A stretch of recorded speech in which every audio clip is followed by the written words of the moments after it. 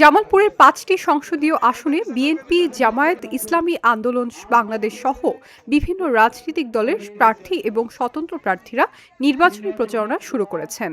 জামালপুর ৫ সদর আসনে বিএনপির প্রার্থী দলটির জাতীয় নির্বাহী কমিটির সহ সাংগঠনিক সম্পাদক অ্যাডভোকেট ওয়ারিস আলী মামুন আজ সদর উপজেলার শরীফপুর ইউনিয়নে একাধিক পথসভায় বক্তব্য রাখেন।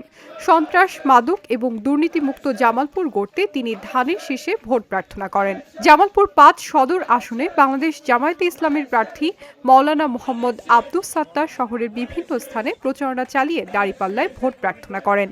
জামালপুর ৩ আসনে বিএনপির প্রার্থী কেন্দ্রীয় বিএনপির সহ সম্পাদক মুস্তাফিজুর রহমান বাবুল আজ সকালে মেলানন্দ উপজেলার মানকি বাজার সহ বিভিন্ন স্থানে নির্বাচনী গণসংযোগ করে ধানের শীষে ভোট প্রার্থনা করেন।